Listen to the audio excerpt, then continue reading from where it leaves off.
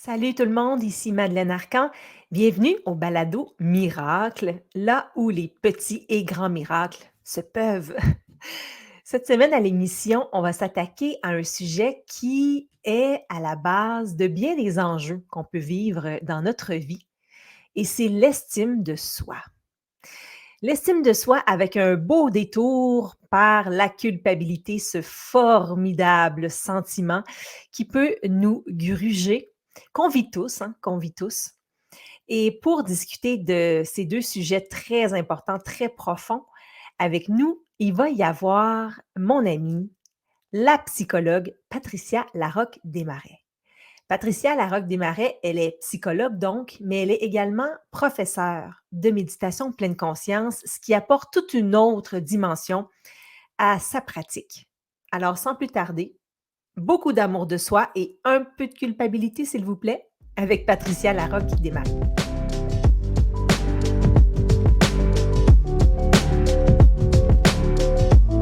Salut Patricia! Bonjour Madeleine! Merci d'avoir accepté de passer les 30 prochaines minutes avec nous. C'est un très grand plaisir de participer aujourd'hui avec toi. On va tenter j'allais dire de sucer tout ton savoir, d'aller chercher là, toutes tes connaissances parce que tu travailles comme psychologue, Oui, mais tu es aussi professeur de méditation pleine conscience, donc un beau mélange dans ta pratique. oui, un très très beau mélange, effectivement. Anxiété, culpabilité, estime de soi, ce sont des thèmes qui sont très riches, hein, parce que tabarouette que c'est pas simple. Vraiment. J'ai envie qu'on commence par l'estime de soi parce que j'ai l'impression dans mes réflexions que finalement, là, il y a bien des choses qui partent de la valeur qu'on s'accorde. Mhm. Beaucoup d'émotions qu'on vit, mais de situations qu'on accepte ou pas dans notre vie qui partent de ça. Peux-tu nous expliquer d'où ça vient l'estime de soi? Comment on la développe à la base? Ben, l'estime de soi, on peut l'avoir de différentes façons, hein. Il y a des gens qui vont dire, moi tu sais, on a tendance à parler de l'estime de soi, hein, comme si c'était un concept qui est très global. C'est sûr qu'on peut le voir de façon globale, dans quelle mesure je m'accorde de la valeur, je me juge important, dans quelle mesure je m'aime aussi.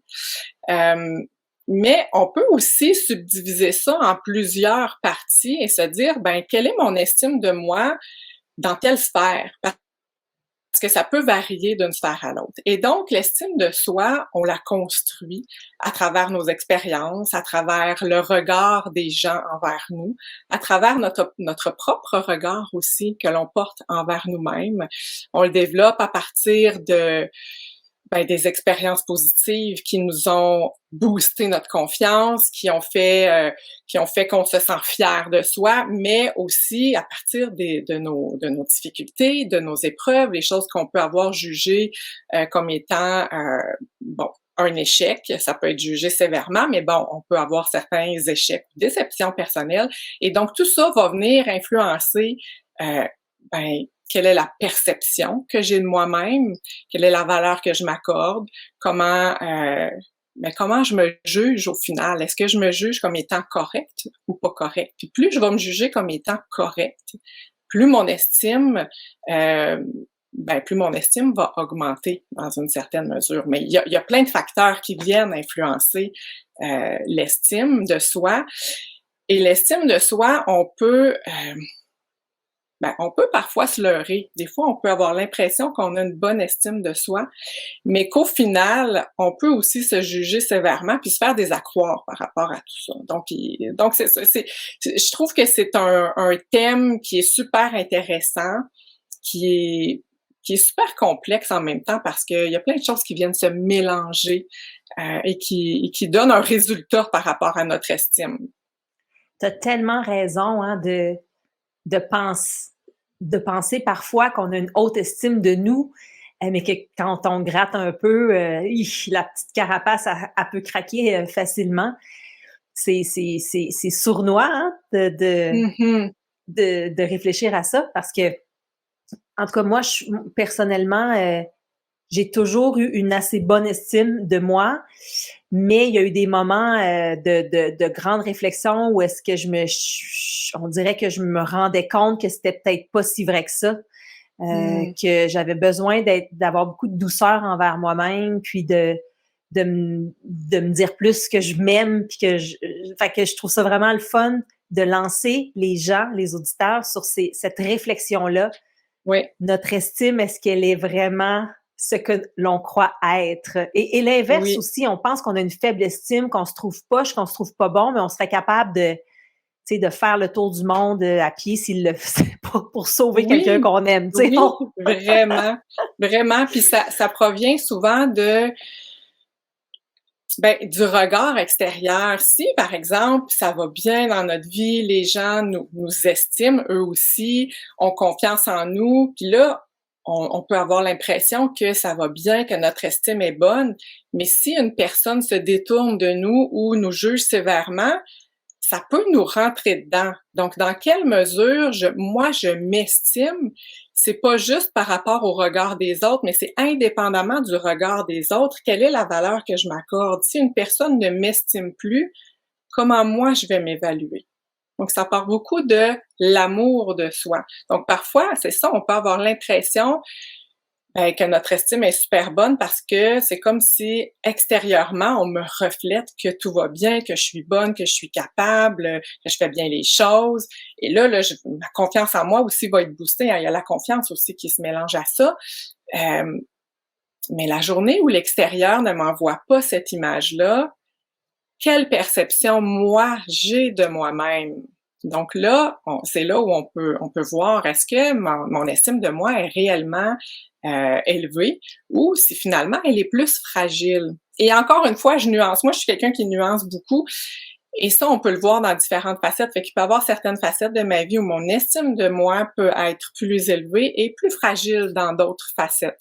Donc, pour moi, c'est pas nécessairement global. Je le vois vraiment par rapport à différentes facettes. Mais on peut effectivement les mettre ensemble puis se dire, ben, si je me fais une moyenne, quelle est mon estime? Ça nous donne une petite idée quand même, là. Oui, c'est vrai parce que on peut, par exemple, super bien réussir dans notre vie professionnelle, avoir une forte estime de soi, avoir confiance en nos capacités, mais je sais pas, arriver dans la sphère familiale avec la conjointe, le conjoint, les enfants, puis là, se trouver vraiment en poche ou se faire dire Effectivement. qu'on est poche, tu sais. Oui. Oui, parce qu'il y a des sphères dans lesquelles on est plus challengé aussi. Donc, c'est sûr que dans les sphères de notre vie où on va avoir l'impression de maîtriser les situations, où est-ce qu'on a l'impression que nos forces sont mises en valeur, ben, notre estime, c'est comme facile de se dire, hey, mais c'est super, tu sais, ça va bien, je me trouve bon, je m'estime par rapport à ça, je m'accorde de la valeur dans ce rôle-là, mais peut-être que dans un autre rôle de ma vie, comme par exemple le rôle parental, ben, peut-être que j'ai des défis un peu plus grands, que je perds patience plus souvent, que j'ai des comportements que j'aime moins en tant que parent, et là, je pourrais être plus sévère envers moi, puis finalement, trouver que j'ai pas beaucoup de valeur en tant que parent, et que là, mon estime, elle est plus fragile. Donc oui, ça varie. Ça varie vraiment d'une sphère à l'autre. Mais je pense que plus on travaille sur son estime à différents niveaux, plus ça vient comme se généraliser, tu sais, parce que l'estime, ça part vraiment de l'amour que l'on a pour soi, de la valeur que l'on s'accorde, de la considération que l'on a envers nous-mêmes. Je pense que quand on apprend à s'aimer, quand on apprend à se voir avec bienveillance, quand on apprend à s'ouvrir à qui l'on est, dans tout ce que l'on est, dans nos imperfections, beaucoup aussi, ben finalement, ça se propage d'une facette à l'autre et notre estime, finalement, va augmenter de façon globale, de façon générale. Tu parlais on a parlé un peu de parentalité. Qu'est-ce qu'on fait avec nos enfants? Est-ce qu'on leur dit qu'ils sont beaux, formidables, drôles, ou est-ce qu'on va trop les gâter? Et l'autre côté de la médaille, c'est est-ce que les enfants qui ont eu plus de défis, qui ont peut-être eu moins de support de la part de leurs parents, n'ont-ils pas développé plus de capacité à s'organiser par eux-mêmes, développer leur dépendance et donc peut-être augmenter leur estime? Donc, Ouais. Ben, c'est une super bonne question, Madeleine. Puis Puis je l'ai dit tantôt, puis je le dis souvent, je suis quelqu'un qui est très nuancé. Donc pour moi, il n'y aura pas une petite case pour dire, ben ça c'est correct, on est mieux de faire ça, puis ça c'est pas correct, parce qu'il y a plein de facteurs qui viennent influencer ça. Je pense qu'il faut partir de soi, puis y aller avec parcimonie dans un peu de tout. Tu sais, je pense que quand nos enfants nous impressionnent, quand ils font quand ils vivent des réussites personnelles, quand ils font un pas de plus, ben c'est correct de les encourager, c'est correct de leur dire qu'on est fiers d'eux, qu'on les trouve bons, parce que ça vient, tu sais, c'est l'amour que l'on porte pour eux. Puis même s'ils s'enfargent puis qu'ils se trompent, on va les aimer quand même. Donc, je pense qu'en arrière de ça, il y a beaucoup le sentiment de sécurité qu'on peut leur apporter dans l'amour. Donc, je t'aime si tu réussis et je t'aime aussi si tu ne réussis pas. Je t'aime si tu es imparfait. Et ça va lui donner confiance en lui. Il va dire, ben, je suis une bonne personne, même dans mes imperfections. Je suis une bonne personne quand je réussis, donc ça me donne le guts de continuer, ça me donne la motivation de continuer. Mais si je réussis pas, c'est correct aussi. Je peux m'aimer, puis je peux accepter mes vulnérabilités, accepter mes erreurs. Là, c'est sûr que je prends des mots d'adulte, là, dans la tête d'un enfant, ça se dit pas comme ça, là. Mais plus tard, quand on vieillit, c'est un peu comme ça qu'on peut voir ça. Donc, je pense qu'il faut encourager nos enfants, il faut voir tout ce qu'ils font de bon et de bien. Il faut aussi s'ouvrir à ce qu'ils vivent comme défi et rester dans l'amour par rapport à ça pour que eux apprennent à s'aimer et à s'estimer. Comment on fait pour savoir là, si notre estime de nous, elle est bonne, Mm. et elle est Mhm. vraie, elle est profonde? Ouais. Ben, moi, je trouve qu'un bon indicateur, c'est de me demander pourquoi et pour qui je fais les choses. Puis tu sais, je dis pas que ça se résume à ça, mais pour moi, c'est vraiment un indicateur que je trouve important. Si, par exemple, je sais pas moi, je décide de poser n'importe quelle action, là, je décide de Se teindre les se, cheveux. Tu sais, se mettons, je me teindre teins les les cheveux. cheveux. J'ai Oui, des cheveux oui, blancs, là, je oui. me teins les cheveux. Oui, ah bon, ça, c'est une bonne. Ah, Hein? j'aime ton exemple parce que là, ça va m'amener à nuancer encore plus. Donc, c'est sûr que si à la base, je me teins les cheveux parce que je veux plaire aux gens ou je veux que les gens me disent que j'ai l'air jeune, que ça me fait bien, que bon, et que si je les teins pas, je ressens un très grand malaise et j'ai peur de ce que les gens vont dire. Bon, est-ce qu'on peut résumer son estime à ça? Peut-être pas nécessairement, mais c'est sûr que si on regarde plusieurs choses que l'on fait, si notre regard est tourné vers l'extérieur et qu'on attend d'avoir la considération des autres pour nous sentir bien, pour sentir qu'on a de la valeur, ben là, ça, c'est un indice que notre estime, elle est peut-être un peu plus fragile par rapport à notre apparence physique, par exemple. Mais si je le fais pour moi, parce que j'ai envie de changer de couleur, ça me donne du plaisir de changer de couleur de cheveux. J'ai des cheveux blancs, mais je m'en fais pas tant avec ça. Ben, je pense que mon estime est pas tellement ébranlée, c'est correct. Mais je pourrais quand même me dire, bon là j'ai des cheveux blancs, j'ai de la difficulté à accepter cette image-là de moi. Ah, ben ok, mon estime est peut-être fragile un petit peu, mais on peut le faire en toute conscience. Je pense que quand on assume ses choix, quand on est conscient de pourquoi on fait les choses, ben il y a un processus qui se passe à l'intérieur de nous, puis je pense qu'indirectement, on travaille notre estime aussi. Puis tu sais, tu as donné l'exemple des cheveux, mais ça pourrait être pourquoi je tombe ma pelouse? Est-ce que je le fais pour que les gens disent que hey, c'est beau, c'est propre chez elle? Ou si je le fais parce que là, je trouve que c'est un peu long, puis ben quand je vais dehors, bon ben les herbes sont trop longues, puis je peux pas m'amuser avec mes enfants ou je ne sais pas quoi. Donc, est-ce que je le fais pour le regard extérieur? Est-ce que je le fais pour la considération extérieure? Est-ce que je le fais pour être aimé des gens? À mon détriment aussi. Des fois, quand on fait passer comme les besoins des autres d'une certaine façon avant les nôtres, ou qu'on a besoin de ça pour se sentir mieux, il faut aller voir, mais si je le fais pas, comment je me sens? Et si j'ai comme une peur qui me prend, une anxiété, un sentiment de vide, il y a quelque chose qui fait pas de sens, ça, c'est un indice aussi d'une fragilité au niveau de son estime. Si je m'imagine ne pas faire ce que j'ai besoin de faire pour une autre personne, dans quelle mesure je vais ressentir un inconfort à l'intérieur de moi? Si j'ai pas tant d'inconfort, ben ça, tu sais, ça peut être un indice que, ben OK, c'est pas tant un problème personnel à l'intérieur de moi. Oui, parce qu'il me semble que finalement, il y a beaucoup de choses qu'on fait entre guillemets «pour les autres», que ce soit la Mhm. pelouse ou se teindre les cheveux. Des fois, on a tendance à dire: «Non, mais moi, je le fais pour moi, j'aime ça me trouver cute, tu sais, je veux pas avoir des cheveux blancs, je veux me trouver belle». Mais Oui, si j'étais sur une île déserte, je le ferais pas, tu sais. effectivement. Je ne les teindrais pas mes cheveux, fait que c'est pas vraiment, vraiment pour Mhm. moi.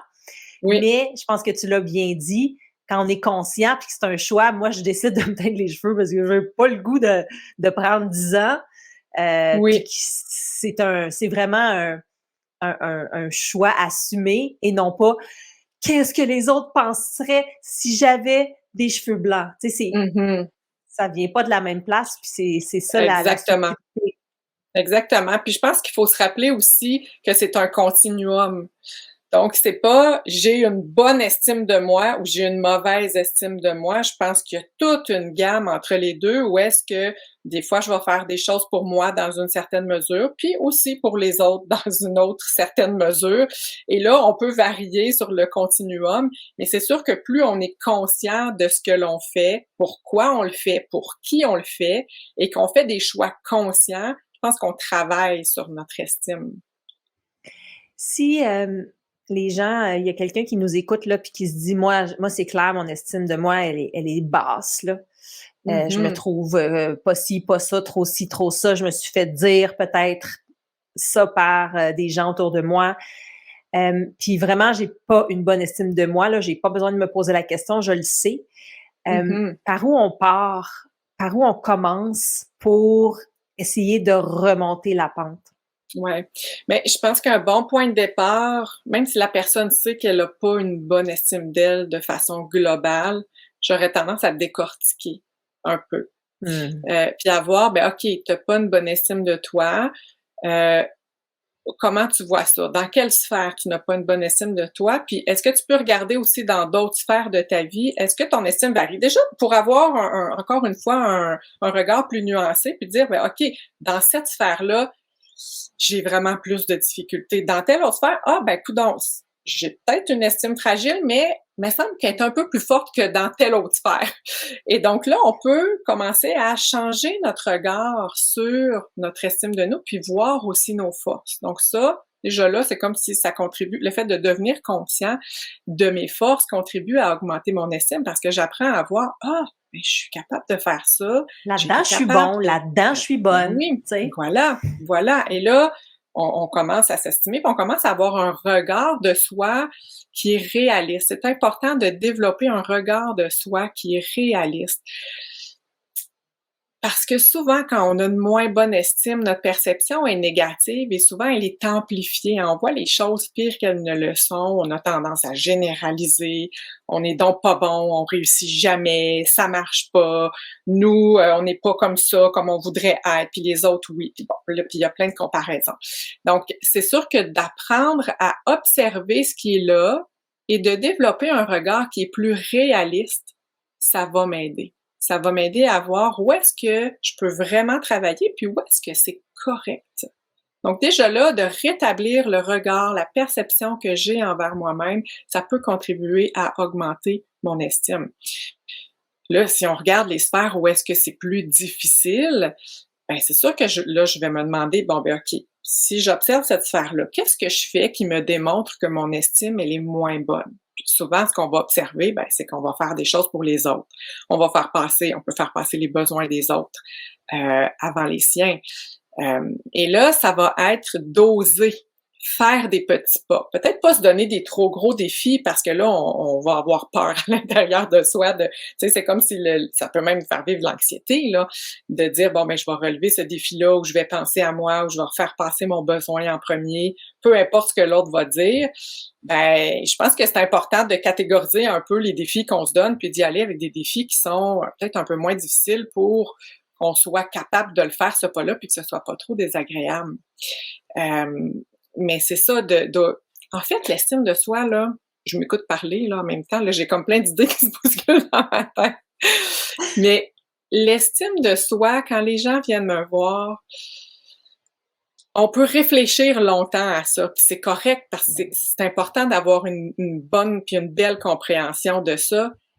Mais si je veux réellement augmenter mon estime de moi puis ma valeur, c'est vraiment par l'action, par l'expérience que je vais aller me transformer. Donc, si je comprends que j'agis d'une telle façon, puis que là, je le fais pas tant pour moi, je le fais pour les autres parce que finalement, je juge que je mérite pas telle chose ou peu importe.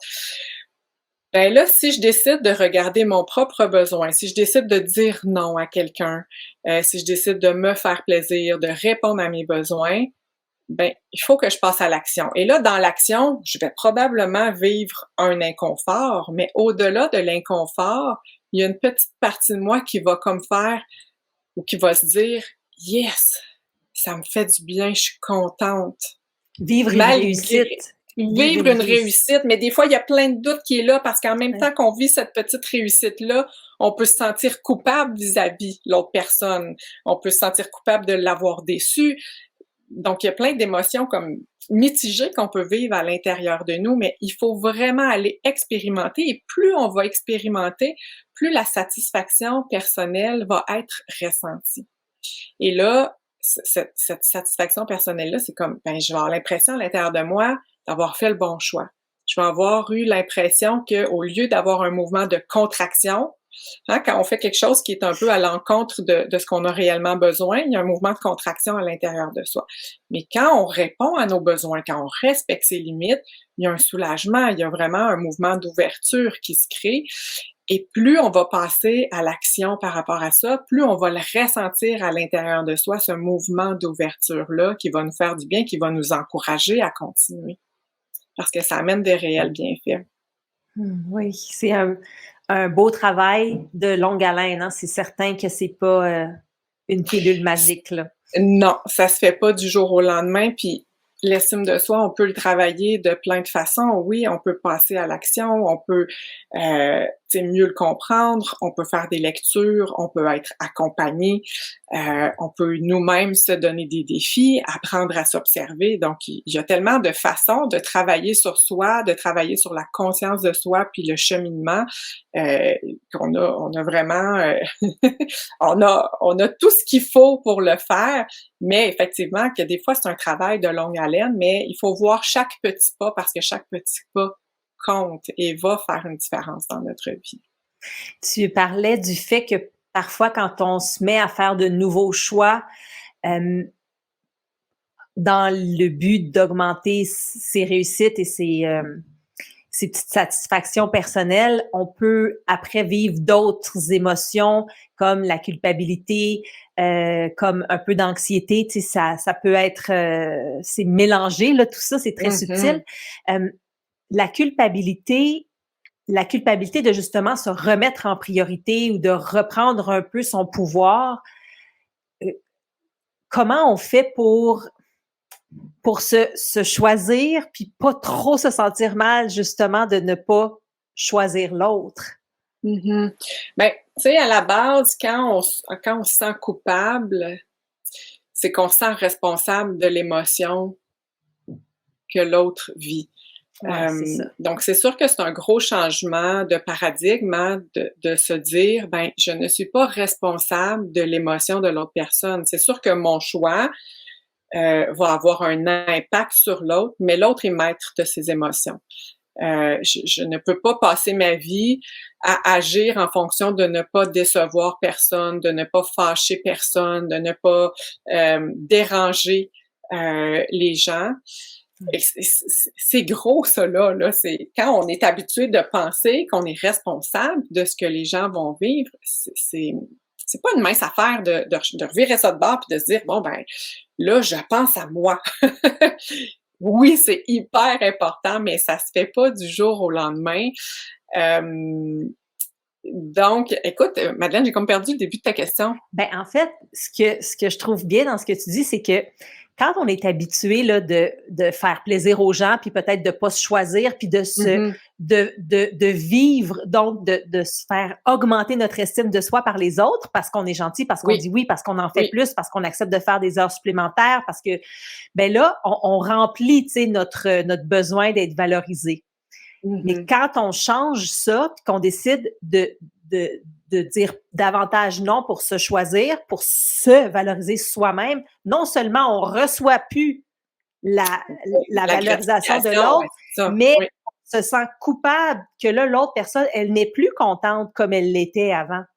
oui, oui. Fait que ça, c'est il faut apprendre à vivre avec cet inconfort-là de culpabilité, mais tu l'as bien expliqué, la base de ça, ça vient du fait que si l'autre personne vit de la déception ou de la frustration, ça reste son choix. La personne pourrait aussi être très fière de nous qu'on se choisisse, puis elle pourrait nous dire tu fais bien de pas le faire, ça, tu sais. Oui, parce qu'il y a des gens, effectivement, de qui on va se sentir responsable d'une certaine façon, mais puis puis ces gens-là, tu sais, à qui on veut plaire, ben, il y a certaines personnes qui peuvent être vraiment dérangées si, à un moment donné, on fait des choix pour soi. Puis ils peuvent même utiliser la culpabilisation qui va augmenter notre sentiment de culpabilité.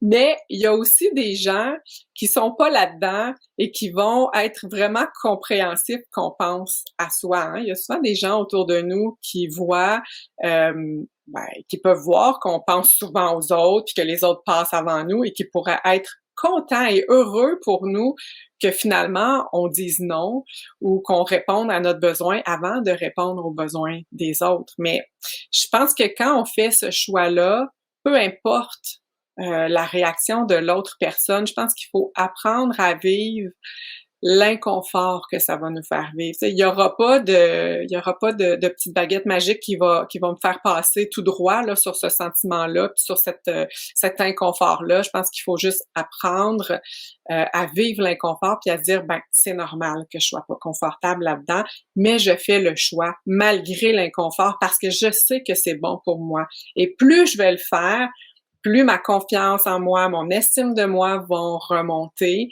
et moins je vais vivre cet inconfort-là parce que je vais vivre beaucoup plus en cohérence avec moi-même. C'est comme si quand on fait passer les gens avant nous, ben on peut se sentir bien parce qu'on se sent pas coupable puis on a une certaine gratification, mais ça se peut qu'à l'intérieur de nous, on vive une autre forme d'inconfort parce que je suis pas alignée avec mes valeurs. Parce que je suis pas en accord avec mes besoins et parce qu'il y a une partie de moi qui ne se sent pas respectée. Et là, il faut voir le travail inverse qui se met en place. Donc, oui, je vais vivre de l'inconfort, de penser à moi vis-à-vis les autres. Je vais avoir un inconfort, mais vis-à-vis moi-même, il y a un certain confort qui va s'apprivoiser et qui va augmenter avec le temps. Parce qu'on sait qu'on fait le bon choix, puis on sait Oui, pourquoi on le fait. exactement. Oui. Patricia, c'était très intéressant. Merci infiniment, Patricia Mmh. Larocque Desmarais. Je vous souhaite tous et toutes d'avoir la chance d'étudier avec Patricia un jour ou l'autre, la méditation pleine conscience, entre autres.